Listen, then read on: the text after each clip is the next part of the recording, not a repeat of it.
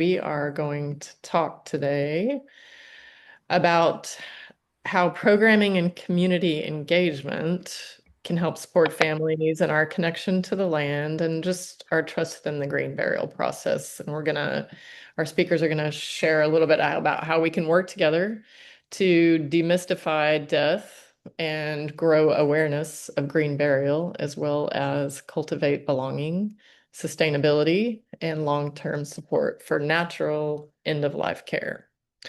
I am your host today. My name is Dawn. Oh, someone in the chat says host has disabled their video. Or if you want to check that, I'm not sure what that is, but let me know if you continue to have problems there. Um, anyway, my name is Dawn. I am on the board of the Green Burial Council, and I am here to introduce our speakers today. We have with us Laura Faessel and Deanna Mance. We'll start with Laura. Laura holds a bachelor's degree in environmental studies from Slippery Rock University, where she explored burial practices across 5 cultures. This research sparked her passion for green burial and deepened her appreciation for the diverse ways in which cultures honor and care for their dead. She began her journey at Penn Forest National Park, Burial Park in 2017, where she is now the manager. She's passionate about educating and inspiring others and continues to advocate for thoughtful, intentional end-of-life planning that supports both people and the planet. And then Deanna is the assistant manager at Penn, and she started her career as an abstract artist, creating works that explore the transmutation of death and rebirth, introspection of personal ancestral history, and her relationship with spirituality and ritual. In 2012, she integrated her passion for the arts with end-of-life care by becoming a life enrichment coordinator for those living with Alzheimer's and dementia in skilled nursing facilities and rehabilitation centers. She then became a facilitator for Pittsburgh Death Cafes, a certified death doula, and a founder of Pittsburgh Community Death Care. She also was passionate about destigmatizing death and dying as a radical form of celebrating life. Sound right, ladies? Okay. Someone asked, are we not able to view the host? And I think that might be just a setting on your Zoom. So you can choose between if you see everyone at once or just the host. So that might just be something that you need to adjust, but you should be able to see everyone. From there, if nothing else, I'm just going to let you ladies take it. Thank you so much, Dawn. And we just want to say thank you to the Green Burial Council for inviting us today to do this presentation. We actually had a lot of fun setting this slideshow up for everybody, and we're really excited to share all the things that we're doing to support our community. So at this point, I will share our presentation. Okay, can everybody see that? Dawn, you can see that? Perfect. Okay. All right, we'll move this out of the way here. Okay, so Laura's going to start. All right, thank you. So as Dawn mentioned, I'm Laura Faessel, the manager at Penn Forest Natural Burial Park. And with me is Deanna Mance, the assistant manager. Penn Forest Natural Burial Park was founded in 2011 by husband and wife Pete McQuillan and Nancy Chubb as Pennsylvania's first and only exclusively green burial ground. Located 13 miles northeast of downtown Pittsburgh on 31 acres of land, Penn Forest is a place where burial and conservation practices go hand in hand. The vision for Penn Forest grew from Pete and Nancy's deep love for nature and concern over urban forest loss. Despite financial and logistical challenges, they dedicated years to finding the right land, building a community of supporters, and educating others about green burial. Today, Penn Forest is a thriving ecological space that redefines how we think about burial, death, and our connection to the natural world. Deanna and I are delighted to be here with you today and to share our knowledge and insights on how we as a cemetery can provide meaningful programs and intentional engagement to support not just the families we serve, but the broader community as well. We'll have time set aside at the end for Q&A, so go ahead and leave your questions in the chat during the presentation for later on. Okay. And so for those who are here today who haven't been to Penn Forest before, we thought it would be really nice to bring the forest to you and just share some images of our land before we get started. We have a slide for every season, each one revealing the unique facet of our green cemetery and also showcasing the beauty of nature's cycles. And so here we have some images of Penn Forest during the springtime. As Laura mentioned, we have 31 acres of land, most of which is wooded. We have 10 of those 31 acres set aside for wildlife preservation. Here is Penn Forest during the summer. We currently have 6 burial ground areas. They're mostly all named after native trees such as grove ash, grove birch, grove cedar, grove elm. We do have a meadow. Our meadow is maybe a couple acres. We do mow that area, but for the wooded groves, we let them rewild after burials.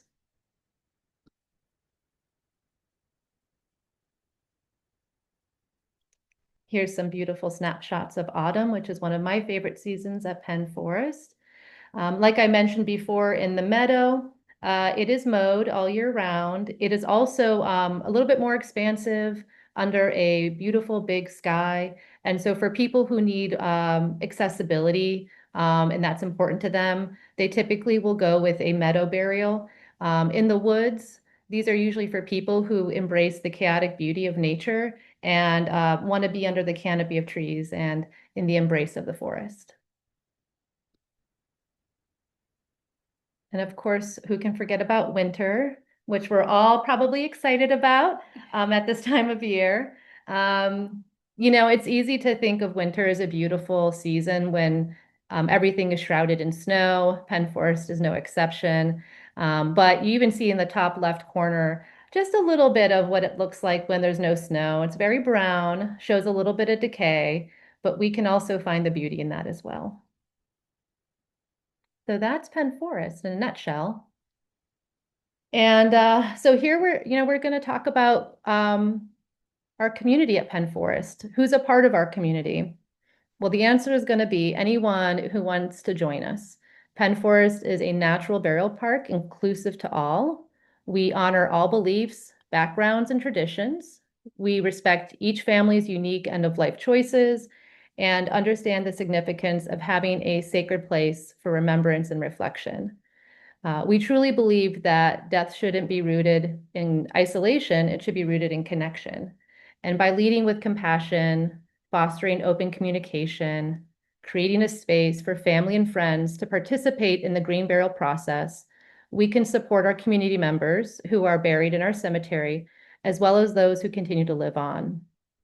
And in general, we believe that a natural or green cemetery can be a beautiful, sustainable, and deeply comforting environment. And it's a welcoming space for people of all walks of life and ages. So we can't help but throw a little bit of Fred Rogers in here. We are from near Pittsburgh, and so Fred Rogers is what we believe to be a national treasure. So we use the tagline, "Won't you be our neighbor?" And that's exactly what we're doing at Penn Forest. We are building a neighborhood. And how we connect with people and spread the word is through our quarterly e-newsletter. I do have to say this is something very unique and special and dear to us. It's something that we put out with earnest. Each Penn Forest team member will usually take up a corner of the newsletter and share a story. But it's also a good way to update our community on what's happening, any recent news on the burial ground, upcoming programs. And you can find our newsletter on our website. we have a whole page dedicated to that. And speaking of website, we've got a website, and that website has a lot of information, not just about our services and our prices and details, but it also includes a page on our events. And so for anyone who's curious about, the different kinds of programs that we're providing and what's coming up, you can easily go on our website and look up our events page and our newsletter as well. Social media is also something really important to us. That's how we can connect with people and spread the word on what we're doing. We right now just use Facebook and Instagram, but we try to stay active as much as possible. We were once told by someone who worked for the Senior Blue Book that one of the best ways to advertise is actually through social media. And flyers we take out to libraries, local coffee shops, rec centers, anywhere where we can stick it to a wall. We're usually doing that for programs, especially for special events where we want, just the general public to know about us. We also provide presentations, courses, and lectures, which we'll talk about later, including mentorship, education, internship. Also, we'll talk about all these later. Events, festivals, and celebrations, news and media, and word of mouth. Word of mouth is something that's also really important. I think when people have a wonderful experience at our cemetery, they share the news with other families and friends who they think would be interested in visiting our Penn Forest.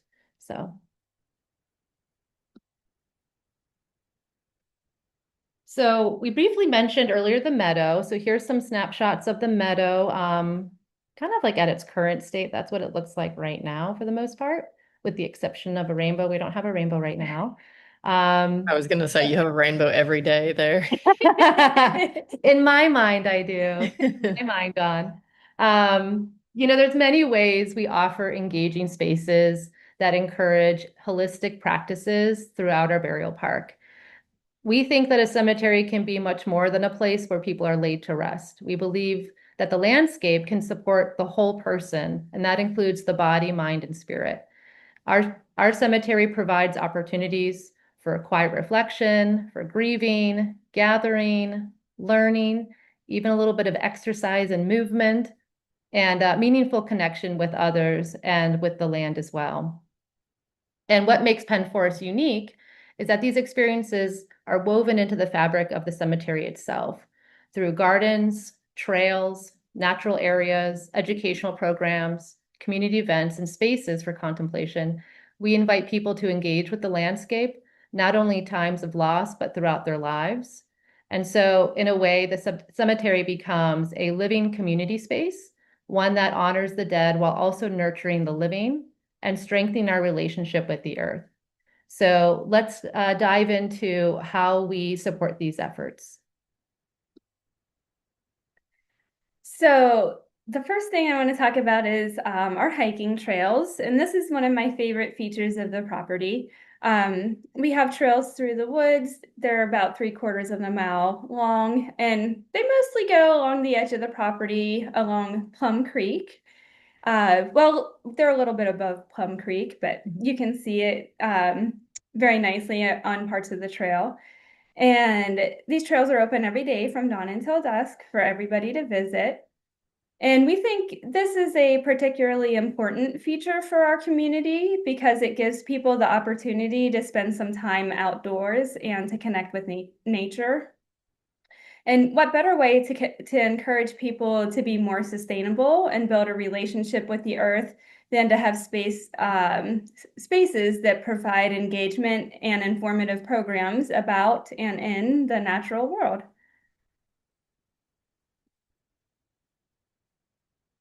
We also provide some programming that takes place on our trails, such as nature walk and talks, forest bathing, birding, and tree identification, just to name a few.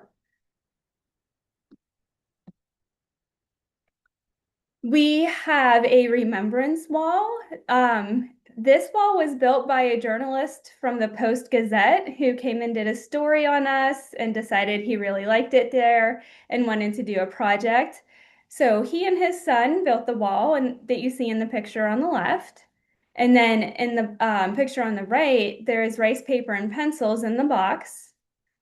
And so this is a place where people can reflect and write down anything that comes to them, whether it's a wish or prayer or a message to someone they miss.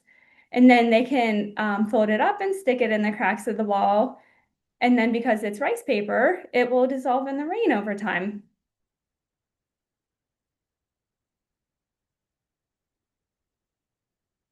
We also have a meditation hut. It is a really lovely elevated space that is set just into the woods. It's a very peaceful place to visit, and it's open to anyone to use whenever they are there at the cemetery. And you can meditate, pray, reflect, read a book, have a picnic if you want to. We've used this space for some events as well, such as death cafes and chair yoga. And sometimes families will use the meditation hut for parts of burial services or for gatherings before or after a service.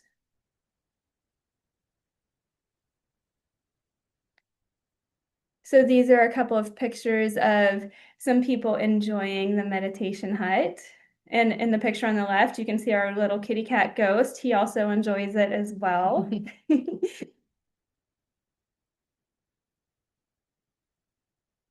We have a very fun swing that it's loved by everyone from young to old. The owner, Nancy, had wanted a swing for years and finally found a tree guy to hang one for us. And it's been a really great addition. You can see in the picture on the right that it's close to our meditation hut.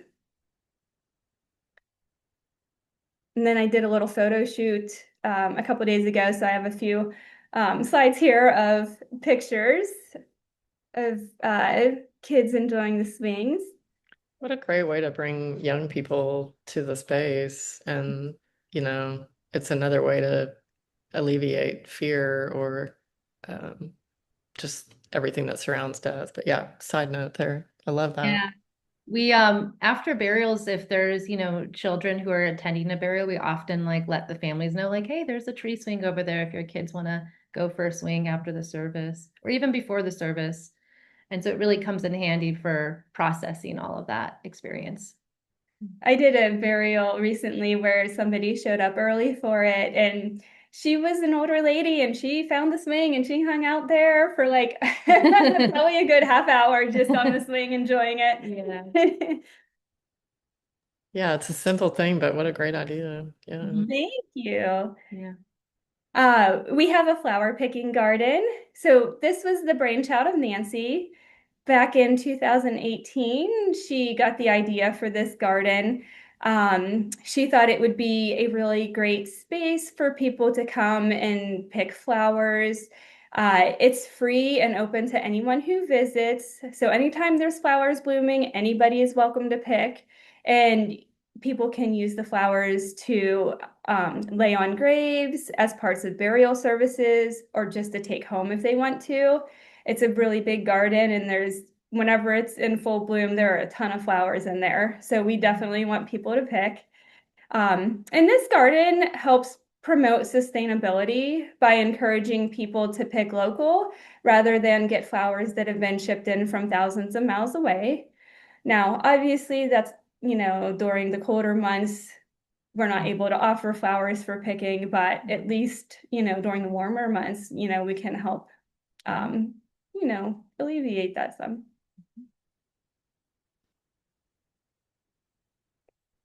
We also do some programming in the garden. We've had mindful tea sips because part of the garden was an herb garden at one point. So we did some mindful tea sips with some of the herbs. We've had flower essences workshops and then volunteer days. Because it is such a big garden, volunteer days are like really essential for helping with the care of that. Now, across the street from our burial ground property, we do have a farm, and it's called Returning Home Farm. It's a hobby farm that's home to sheep, goats, and ducks. We don't personally own any of the animals. We lend that farm to a shepherdess named Mary Pat Aquaviva, who in her retirement phase of being a physician's assistant at a VA hospital. She decided to dedicate her time to taking care of farm animals. Yeah, we're really lucky to have her there with the animals. And we think of the farm as representing the life cycle of nature. We invite friends and family to visit, helping them feel more connected to the land where their loved one is laid to rest. And it can also serve as a reminder that life continues after death, and it can offer comfort to visitors, especially those who just attended a burial. You know, taking a much needed break from the more difficult aspects of loss.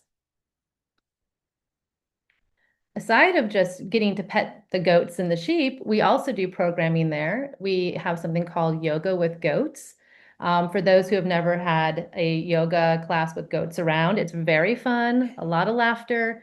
You're probably not going to get a whole lot done during this yoga class, but nonetheless, it can be really enjoyable, especially with groups of friends and family. And it's a way to connect with nature. In addition to Yoga with Goats, we also do a annual flea sale where all proceeds that are raised go towards community charities.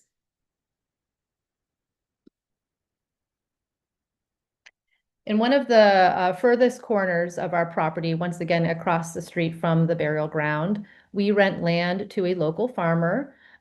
His farm is called Coldco Farm.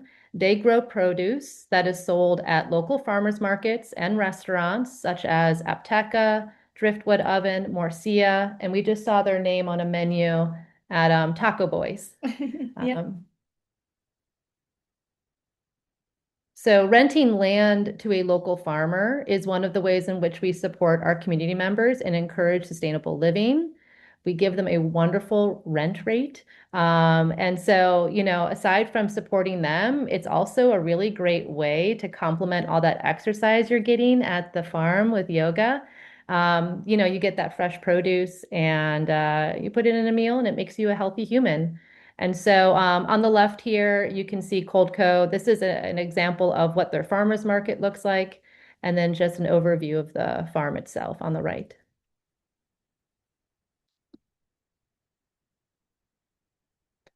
In addition, we have a labyrinth on our property, which is hand painted on canvas. It is 36 feet. It is a replica of a medieval Chartres cathedral labyrinth. Um, we can't take a ton of credit for this one because this one was actually initiated by Dr. Patricia D. Brown. Patricia served as a chaplain, a pastor, a mission executive, associate university professor. She's an author of 8 books and was also a bereavement manager for a regional hospice in Western Pennsylvania. She facilitates ongoing spiritual growth through the creation of sacred spaces and times specifically formulated to help individuals and communities to nurture greater good in the world. And so it was really her idea to kind of come up with getting this labyrinth that we have on our property. We definitely use the labyrinth on our property. So the photo on the left is an example of us setting it up for an event. But we can also lend it out to anyone who would like to have it for free, as long as they get the Labyrinth Facilitator training, which you can get through Patricia. Once you receive that training and you're certified, you're welcome to use our Labyrinth anytime you need to. And for those who are not familiar with the Labyrinth practice, it's a meditative walk and also considered a very personal spiritual journey. It can be used in spaces such as hospitals, hospices, schools, colleges, and other communities.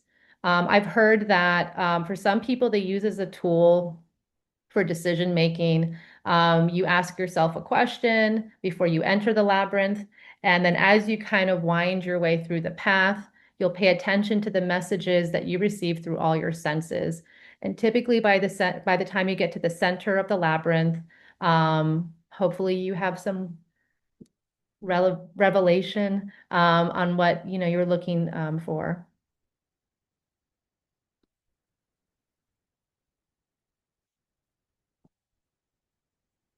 So I'm going to talk about some events and celebrations and workshops So events and workshops allow us to offer continued support to those who are affected by or experiencing loss. However, they are also open to the broader community. And most of our events tend to be free. There is one that we charge a fee for, and I'll talk about that in a little bit. The first event I'm going to talk about is our annual picnic. We just had our 12th annual picnic this past June. And it was created as a way to thank Penn Forest supporters early on. And though it is still a way to thank Penn Forest supporters, it's also a lot more of a community event. We've opened it up to everybody to join. So it's a potluck event. We'll supply like the hamburgers and veggie burgers and hot dogs, and the attendees will bring a dish to share. There's always live music of some variety or another. We do cemetery tours and talks. And there we go. People can visit the chickens that are by the office or go over to the farm if they want. The farm is open, the whole picnic time for visitors. And then we do fun activities. We've done things like tie dyeing, clay and sound bath workshops, rock painting, raffles. I'm sure a number of other things that I'm not thinking off the top of my head, but it's a really great event. And we have a winter solstice celebration every year. This is one of my favorite events of the year. And we hold this in sponsorship with Highmark Caring Place and Spirit Works. And Patricia Brown, who Deanna mentioned earlier whenever she was talking about the labyrinth, she is actually the one who came up with the idea for this event and led it for a number of years. So during this event, we provide activities for families and friends who want to honor their deceased loved one while ushering in the darkest night of the year in community with warmth and cheer. And some of the activities that people will do during this event include they'll get a stone to write a deceased loved one's name on, a paper to write their wishes and intentions on for the new year. They'll get a lit candle and then walk 100 luminary path, which will end at a bonfire. There will be drumming, and then we'll do a service around the bonfire, and people will put their stones next to the fire. They'll put their papers into the fire to send their wishes up to the universe. And then after the service is done, we celebrate with hot chocolate and wassail and cookies. So these are just a few more pictures of winter solstice celebrations. The top left is one of the bonfires at sunset. I really love that picture. The bottom left are folks raising up their lit candles for part of the service. And then the picture on the right is one of our welcome tables.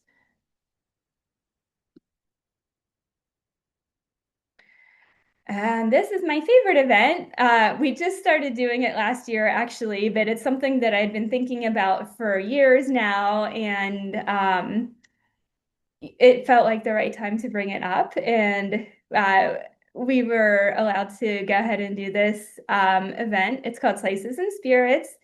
It's a farm dinner event that is a sunset pizza party. A local pizza parlor, Driftwood Oven, brings their mobile pizza oven and they cook up tasty fare using fresh produce from Coldco Farm, who Deanna had talked about earlier. They're the local farmers who rent land from us. There is live music. This year it's going to be bluegrass and rockabilly. And then a local cidery, A Few Bad Apples, will be providing hard cider drinks. And they're a really cool organization. Organization. They go and collect unwanted fruit that would otherwise just go to waste and turn it into cider. Best night ever. A few bad. Yeah. Yeah, delicious. Yeah. Um, So, like I said, last year was our first time doing it, and it was a really lovely experience. Everyone had a great time. This is the one event that we do charge a fee for. But doing this in collaboration with local vendors and musicians is a great way to create new interest and momentum at Penn Forest. This is, how we make new neighbors. And it's also a really important way to support the local vendors and musicians.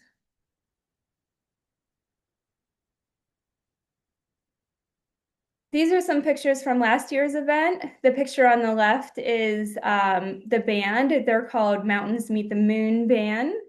The top right picture is a few bad apples, and then the bottom right is some folks getting the food from driftwood oven.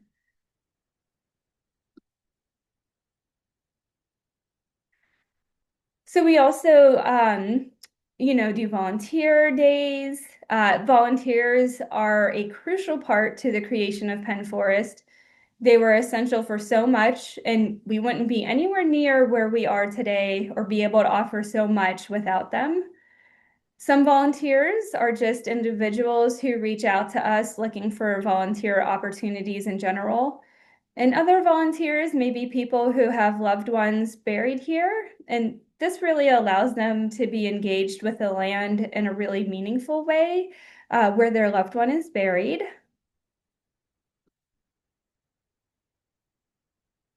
So the picture on the left shows a volunteer day in the flower picking garden. The picture on the right shows a volunteer tree cleanup day. We back in April of 2025, there was a really bad windstorm that came through this area, and we probably lost about 100 trees on the property. So it was quite a lot of work. We're such a small staff, and the volunteers helping was really amazing because it was quite overwhelming. And then another volunteer program that was created this year is the Invasive Species Committee. So this group has been doing an amazing job of removing invasives in our Grove Elm burial area. So that's pretty exciting.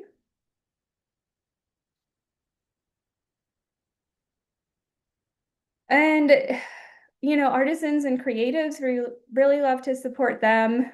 We've hosted and supported a variety of artisans and creatives and their programs over the years. It's a really essential way to not only allow our families and the wider community to be connected to Penn Forest, but for the artisans and creatives as well. So the picture on the left is a tree identification walk. The picture on the top right is a coffin building workshop. And now that wasn't held at Penn Forest, but we helped to facilitate it. And it was held at a local funeral home called Hahn Funeral Home. The gentleman in the picture is a local woodworker who helped the attendees build their own coffins, which they could then take home and save for their burials in the future. And the picture on the bottom right just shows, live music event. The picture on the top left here is something called a super boil. Some local folks tapped maple trees on the property a few years ago, and then after collecting all the sap, they spent a Sunday boiling it down and gathering with friends and community and sharing food throughout the day. The picture on the right is one of our nature walk and talks. The picture on the bottom left is a lunch and learn, which is hosted by a local mortician. The picture on the bottom right is a wreath making workshop. And I believe that the attendees gathered some materials from the property before they went to the back porch of the office to do the workshop and create their wreaths. And then we also offer group tour or do group tours. So PIMS, the Pittsburgh Institute for Mortuary Science, They bring students twice a year for group tours. We've done them for City Girls Who Walk, outdoors, other outdoors groups, interfaith groups, naturalists, hospice volunteers. And then we just started offering group tours as well. We did 3 this year and they were really well attended. So we may be doing some more in the future.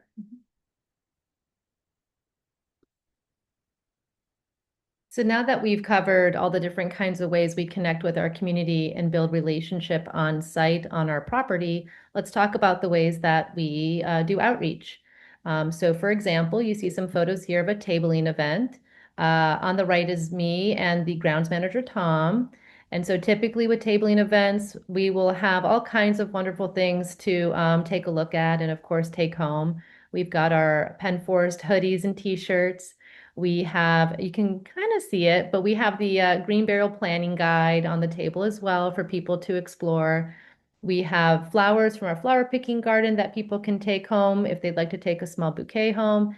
And we even have a bumper sticker that says Green Barrel is the way to go. A lot of people don't want to put bumper stickers on their cars, but we still hand them out anyways. So, we think of tabling at community events as an important way for us to spread awareness, to connect with the public, and to introduce people to the possibilities of natural burial. These events allow us to meet people where they are, answer questions in a welcoming and informal setting, and share our mission for a more sustainable end of life. So here's some examples of the events we've tabled at. On the right, you can see Tom tabling for the Wild Ones native sale. It's a native plant sale. On the left, Maria and Laura tabled for the night market in Oakmont. So aside from all of the other good things I said about tabling, it can also help us to build relationships with those local organizations that we're there to support as well, to support vendors and businesses who also may become future visitors, volunteers, or even supporters, or families that we serve for burial. Festivals and celebrations are also something that we really love to attend. It's another awesome way that we show up as active members of our community. And I also think about how introducing the concept of green burial, which, you can't help but think about death. For some people, it's hard for them to talk about death and be open to the process of having that dialogue. But we think that these kinds of festivals and celebrations allow us to introduce it more organically in a joyful and carefree setting. So Laura is at a Halloween parade, I think right for Oakmont. And on the right, Nancy and her friends are at a Pride celebration parade.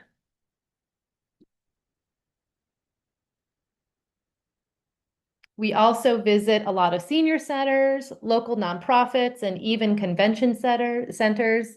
And we, believe that these give us an opportunity to offer educational programs to people of all ages and backgrounds and demographics.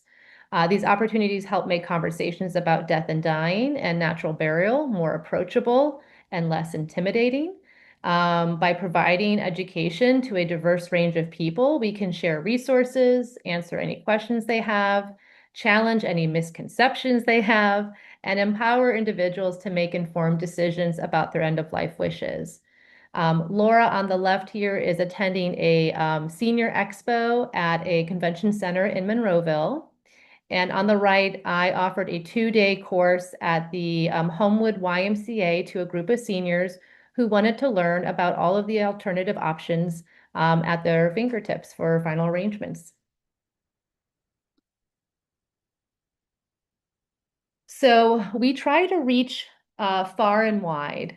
And how we do that is a lot of presentations and lectures. We have a list here of some examples of the more recent lectures and presentations we've done in the past year, 2 or 3. So as you can see, we've done Osher Lifelong Learning Institute with University of Pittsburgh and Carnegie Mellon University. We just did an end-of-life symposium for CCAC, which is the Community College of Allegheny County. We presented to grad students at Penn West University. to the students of Pittsburgh Institute of Mortuary Science.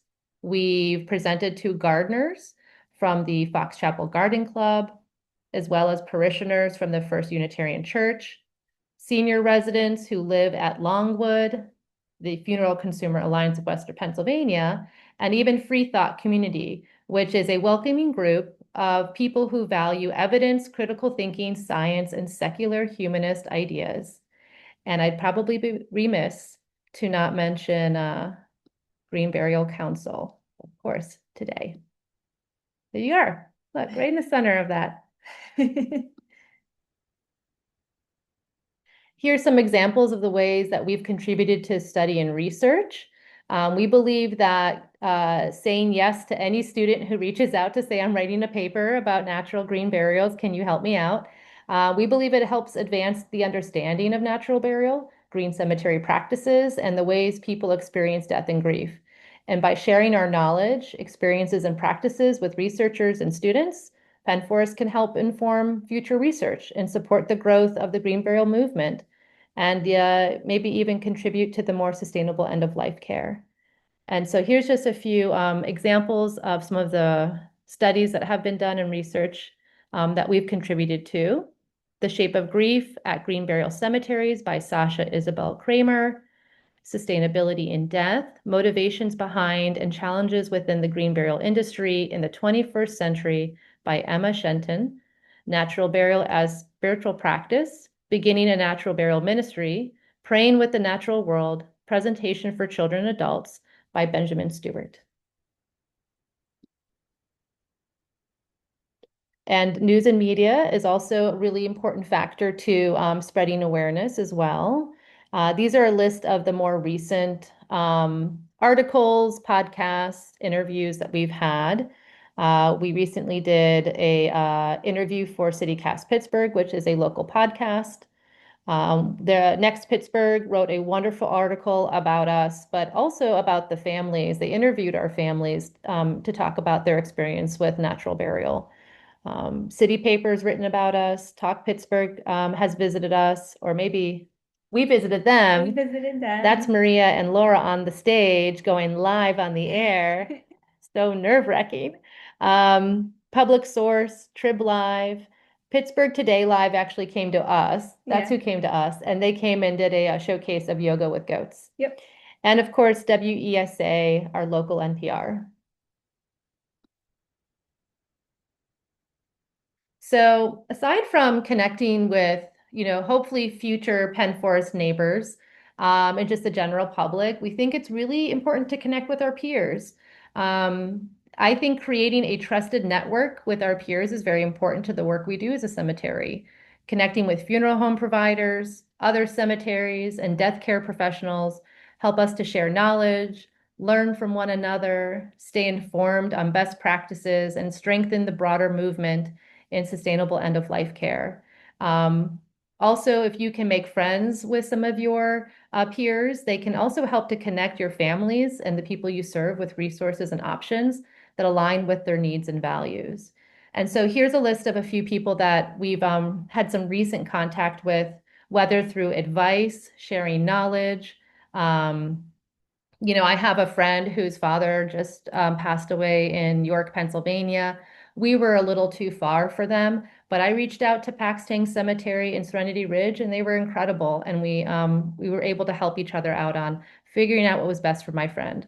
And so we have Life Remembered here, Jefferson Memorial, the Richland Cemetery, Paxton in Serenity Ridge, D'Alessandro Funeral Home, Natural Funeral Company, and even Burr Funeral Home and Cremation Services. These are all people that we want to say thank you to who have reached out to us, and we've also reached out to them, and we appreciate making that connection. Oh, and then there's a picture of Laura and I at our very first cemetery and funeral conference. We were being cheesy and wanted to pose under the marquee, but we're hoping to do more of those conferences as well. This was for the Mid-Atlantic states, and so we were really excited to be a part of that community. You guys definitely stay busy. Oh, we try. And then team building, so aside from all of what we've just talked about, we also want to build a relationship with the people we work with. We are a very small staff, as Laura mentioned. Laura and I are the two full-time employees. We have Tom Wood, who you see on the left. He is our grounds manager. Um, Nancy Chubb on the right there, on the far right, she's the owner. And we did just hire Sam Jokins, who is the operations assistant and flower farmer. So it's really important for us to all get along, right? And to support each other. We believe that working in death care is very challenging. We're fairly good at compartmentalizing the work we do, but there's no doubt that facing grief and death and loss, 9 to 5 or 7 days a week sometimes, has its hardships. And so we're constantly reminded of our finite lives, and it can be hard to appreciate those more present moments. So making time to connect with each other really allows us to share experiences, support each other through difficult moments, and recognize when a colleague may need extra care or understanding. And it's also giving us time to have a little fun and live more fully. In fact, after this presentation, Laura and I are going to go to banjo night at the local Elks Lodge. But for now, let's get back to the slideshow. Here is a photo of us doing a field trip to Contemporary Craft. They had a show called Hereafter, and it was very unique for us because it's all about cultural healing traditions and processed emotions of loss through craft, such as using materials like wood, metal, ceramics, and fiber. I think I saw someone in the chat mentioning that they were going to do some kind of maybe coffin weaving. So there was an artist in this show who actually did a willow casket hand woven. It was incredible. And so we really loved that show. We've also attended local organization winter parties. This is the Tree Pittsburgh Yule Log Party. And it's also there. We're also there to support all the volunteers who make Tree Pittsburgh such a special place. Tree Pittsburgh is actually a nursery that we get most of our trees from to support our landscape. And we went to the Heinz History Center. They had a show called A Woman's Place, How Women Shaped Pittsburgh. It was a journey through women's history from the 1750s to the modern day. And, it explores accomplishments of the Western Pennsylvania women in fields such as journalism, politics, the military, science, sports, the arts and business, entrepreneurship. And Nancy's a celebrity apparently because she was featured in the exhibit. She happened to be a part of a group of women who started a women's dojo called Karate Women. And they taught basic self-defense as well as security for women's marches and events. And so you see that little red circle. That's where Nancy is in the group photo. I love that. We do have a few questions if you guys do you want Yeah. to sprinkle some in now, or do you want to finish and then we can, I don't know how tight your time frame is, so you Yeah. let me know. Well, why don't we, actually, we're basically at the end of the presentation, so we can just finish up on this last part, and then we'd be happy to answer some questions. Okay. Um, yeah, so I would just say that at this point of the presentation, what we're just sharing are ways that we're going to continue to grow our neighborhood. And so these are examples of things that we're dreaming up for Penn Forest in addition to what we have. And here's an example of pressing flowers to make more personalized greeting cards, or as you may know them to be as aftercare cards for our families. So we're pressing flowers each season at Penn Forest to create collages of cards. We're also thinking of different ways that we can offer gifts to the families during time of burial. With my background in the arts, I'm harvesting wild clay from the land to create these ceramic pieces that we then give to the immediate family at time of burial. On the left is what the clay looks like after it's been dried. The middle is examples of what they look like when they're glazed, which is in sponsorship of the Union Project. They provide the glaze and kilns for me. And on the right are examples of how these can be used, whether as a candle holder or to hold any kind of small adornments or keepsakes that remind them of their loved ones. So this isn't something that we haven't started off giving to families quite yet, but we're working on. Yeah, what a cool gift. Yeah, yeah. And then here's just some other things that we have on our wish list, more signs for plant and tree identifications, which I think is really a cool idea. So these are just photos of things that we have found personally or seen when searching for ideas. Garden sculptures as well is something we're interested in exploring for our cemetery that I think would be cool for any other cemeteries here as well. Um, we also are interested in family playgrounds to complement that tree swing, something more natural that's kind of easy to put together, but can allow families to engage with when they visit. And even an information kiosk, telephone of the wind, which we've heard about and are hoping to install at the meditation hut. And last but not least, a community center, which we don't have any indoor space right now, but we're hoping to have some more indoor space in the future to provide more gatherings and support for our community. And then, of course, if you need to find more information about us, you can visit our website. We have an events page and our newsletter, for example, to look at. And then this is our last slide. And so, yeah, we'd be happy to answer any questions, Dawn, that you think people are eager to get the answers on. Yeah, well, I'll just run through them kind of in the order that we got them in it, and you just tell me when you need to go. We're about 5 minutes till time here, so anybody that needs to jump off, feel free to do so, but we'll just answer what we can here. The first one was, is the meadow cut to make hay or grazed? Does the no, so the meadow that we mow, it's just grass. We don't grow any hay or straw there or grain. And then over at the farm, it's plants for the sheep and goats to graze on. The meadow was always basically a meadow. It was in the long time ago, it was farmland, and so it was pasture. And so it's always been a meadow, so so to speak. And then we'll always keep it that way as well, because that's just the way that it naturally yeah, developed over time. Okay. Casper Creek Natural Cemetery wants to know, do you do programming such as forest bathing, birding, etc., primarily with your staff, or do you have expert volunteers? So we have volunteers who come in and do those. We're just the host place for those events.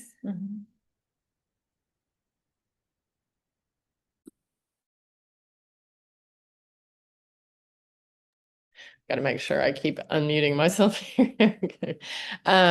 So during what months do you do burials? And he wants to know if or he, she, I'm sorry, assume when the ground is frozen that you don't do burials, or do you? So we do burials every month. The ground does not freeze enough any longer to prevent us from doing burials in the winter. So maybe the top inch or two will freeze, but once the grave diggers break through that, it's digging as usual. We've even done hand digging because we hand dig ourselves for the cremation burials, and we've done it in December with snow on the ground. Yeah. So yeah, all year round. Okay, very good. What would your best advice be for beginning a movement like this in our own communities? What you're describing seems like a dream come true for me. If I lived closer, I'd be volunteering like crazy. Oh, that's a good. Well, it's really hard to start a green cemetery. That's why there's not that many out there, right? Compared to the conventional experience. Um, I think it's important to find some like-minded people. Nancy and Pete, the way they started this cemetery was actually first starting off with building community and support. So what they did is they started to reach out to people saying, "Hey, we want to meet in the basements of churches or rec halls and have a conversation about all of us wanting to have a green burial." That's how it really started. They started a nonprofit called Green Burial Pittsburgh, and they just started having community meetings You might be able to find people who are like-minded in your area on social media. That's actually how I discovered my group of women who work in end-of-life care and how I became a founder of Pittsburgh Community Death Care. I literally got on Facebook one day and just said, does anybody want to start a death cafe with me? And a bunch of people answered. And then we started this Okay. whole other death doula movement. So I would say, Interesting. yeah, find those people in different ways, social media, That's live. one of the great things about social media is you can, yeah, it doesn't take much. You can start a movement. Yeah, put a flyer up at your local Yeah. library. Yeah. It's, Yeah. Old it's school I was library Yeah. gonna say flyers. it's very, very, very helpful to have a fantastic cemetery coach on your side as well. Yeah. Jeff Hodes. Very good. Okay, just a couple more here. Will you allow loop mushroom caskets? Has anyone on the Zoom had experience with them, or do you guys know anything about that? We've done one burial with a mushroom coffin, and it went okay. It was bigger than a normal coffin, so we had to make the grave a little bigger. We didn't realize that well, like we found out like the day before. So luckily there was still time to make it bigger, but if they would have just shown up with with it, it wouldn't have fit in the normal size grave. But it was like actually remarkably light. Hmm. So that was pretty interesting. Yeah, yeah. And it was made by a local farm. Well, I would Just a say few hours it's a few away. hours away from us. So it was somewhat locally sourced, which is what we're hoping for people to find something close by. Yeah. Mhm. Okay. Um, More on your events. How frequently do you hold events and programs? And when you have them, do you ask participants for evaluations? And does that information shape how you do events in the future? Hmm. Yeah. It varies. Yeah. Not as much in the wintertime. You know, we might do more like presentations in the wintertime, but Mm. we don't, and we do our winter solstice event, but other than that, I don't think we really do anything else in the winter. But in the warmer months, as much as we can, you know, as much as people approach us and want to do, you know, us personally at Penn Forest, you know, we do the annual picnic, the slices and spirits, and the winter solstice. Those are the three events that Mhm. we plan and host ourselves. Yeah. And so most of the times any events or presentations we're doing is because someone's reached out to ask us to come. But I've also done some pounding of the pavement to reach out to local organizations or like CCAC, for example, and have submitted proposals for presentations. Evaluations, we should probably do that more. It's not that we don't want to get good feedback or bad feedback, but We just want all the good feedback. yeah. Yeah, I know. Yeah, That's the scary part. that's the scary part. It's the missing piece to how we can get more feedback for sure. Yeah. Yeah. Yeah. Okay, we'll wrap up here in a second. One quick, how many burials were done by you in 2025? And do you see the outreach affecting your growth? 2025, it was probably around 50 to 55 burials. Mhm. We're gonna pass that this year. We're already at 52 and it's, you know, getting to be the end of August. So we still have quite a Yeah. bit of time left to do Yeah. burials. So we've been extremely busy this year. And we Wow. did have a very busy 2025 with outreach and events. And so I do think that plays into it, but also just each year with the awareness of natural and green burial, people are just becoming more aware of it as an option and they're doing their own research as well. And so, yeah, we can't take all the credit. I think some people are doing their own research and finding us through that. Yeah. Yeah. Yeah. I think the word is definitely getting out. I think so too, yeah. Okay, dogs allowed. Last question. Yes, as long as they're Okay. leashed. Okay. Yeah, those hiking trails, are open to anybody who wants to come and visit. You don't need to know someone buried at our cemetery. And so, yeah, we welcome dogs. We have a cemetery cat who walks around the cemetery a lot. So it's important to leash your dog just in case they go running after the cat. I did a burial recently where they brought a dog to the burial. Mhm. Oh, wow. Well, that's Yeah. kind of neat though. Yeah, I love that. Yeah, yeah, yeah. Okay, well, we will not pepper you with any more questions, but thank you so much for Of your Very course. time welcome. and for being here. And again, these are free webinars. If anyone would like to follow the link in the chat and consider a donation to help these keep going, we always appreciate it. Other than that, we really appreciate your time and thanks to everybody for joining us. Thank you guys for having us. Thank And anyone's welcome to reach out to us if they have any questions. Sounds good. Awesome. Take care. All right.